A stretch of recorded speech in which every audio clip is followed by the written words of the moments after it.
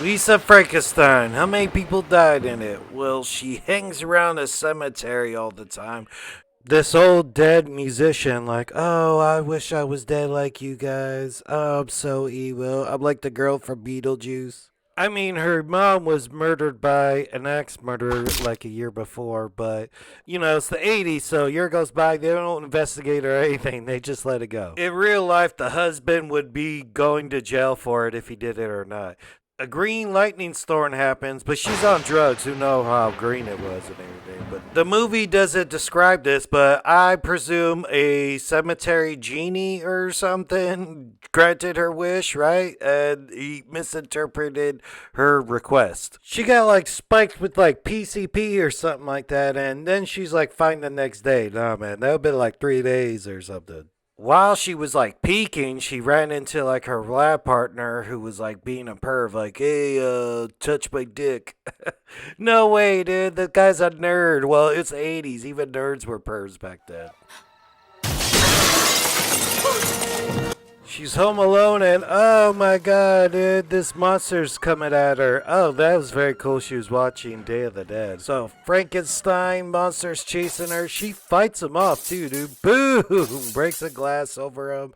And he sort of reminds me of the Where's My Father's Day Cake guy from Creepshow. Just slimy and dirty and ugly. But he just seems to be going after her, but maybe not even trying to kill her, even though she is abusing him a bit.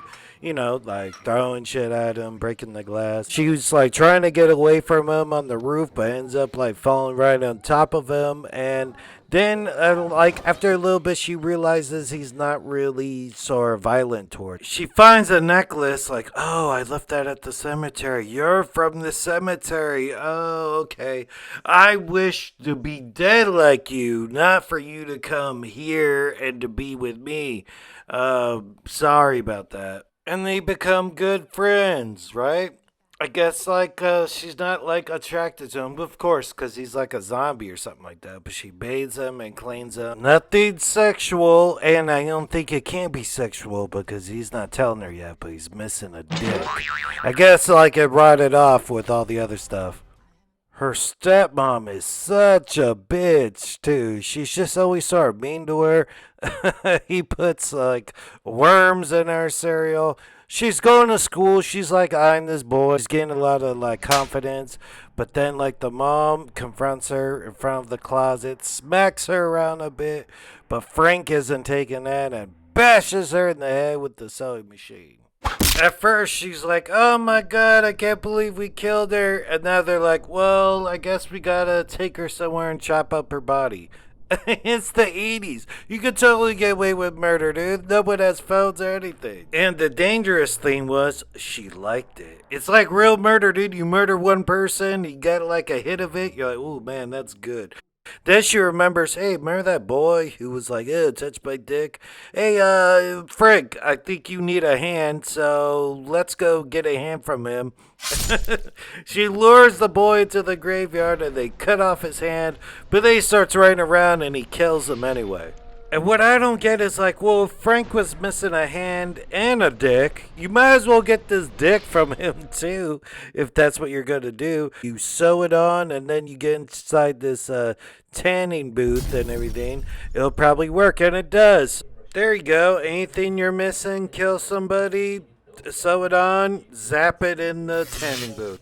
And now Frank's addicted to killing too. He saw an old man driving a car and he's like, hey buddy, I need that car. Bah! Karate chop to the head and killed him. But you don't want an old man dick, so he finds a nice young guy that she was so attracted to. He chops off his dick. He takes it with her, and then they do that whole, I'll sew it on, and then we're going to zap it in the tanning booth, and now he's got a brand new, fresh 18-year-old dick. Now the cops are onto him, and you should have killed this cop right here. I think you just dropped her to the grave. It seemed like she might have lived. But you sewed on the dick, they fucked, and then afterwards she's like, okay, I didn't want to die a virgin. Now put me inside the tanning bed and turn it on really high, and I'm going to burn her to death, and that's what she did. She wasn't dead for long because he undug her, and then she's like wrapped up in bandages, and now they're a couple forever.